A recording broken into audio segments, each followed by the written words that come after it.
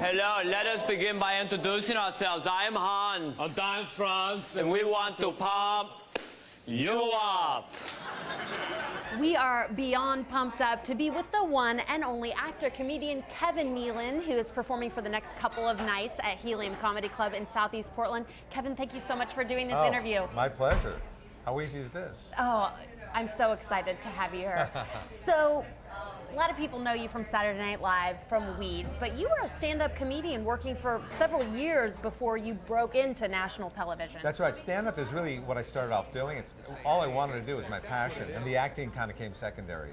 I wish when you threw up, the sound it made told you what the food was that you ate. You know, then you could pinpoint it. Egg salad. Oh, it was egg salad, honey.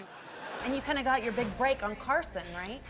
Well, you know, doing the Tonight Show with Johnny Carson at that time was kind of like the, that was the litmus test. That was like passing your bar as a lawyer, you know, and that kind of validated you.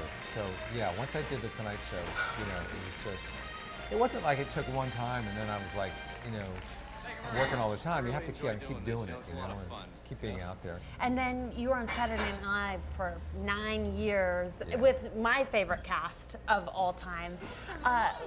What kept you there for such a long stretch? Well, you know, a lot of people like,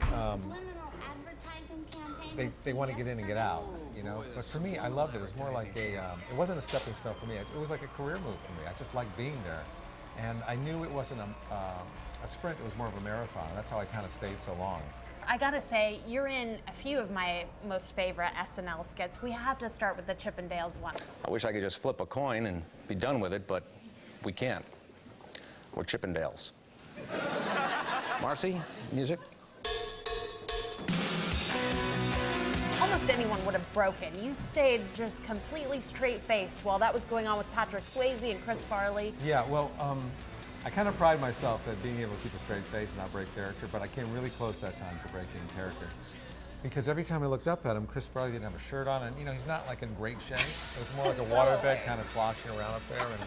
And I had a clipboard as one of the judges, and every time I looked up, I almost lost it. I had to look down. We have to talk about Hans and Franz. Yeah, that's right. Wake up and smell the mussels.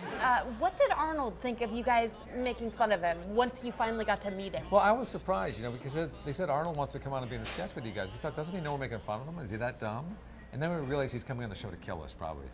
But no, he really took to those characters. He started doing all the phrases like, you know, don't be a girly man, you know, I want to pump you up, you know, hear me now, believe me later. It was great for his political career. We have to talk about that scene in Happy Gilmore. I mean, that's iconic for movie buffs. Feel the flow, harness the good, block the bad, circular. You put the quarter in, watch it go around. Oh. Psycho. What about Weeds? What was that like? You were on for several years. What, 8 years? Yeah, that was 8 years, yeah. That's a lot of pot. And when I saw the title, I thought, oh, you know, the stoner thing's been done to death.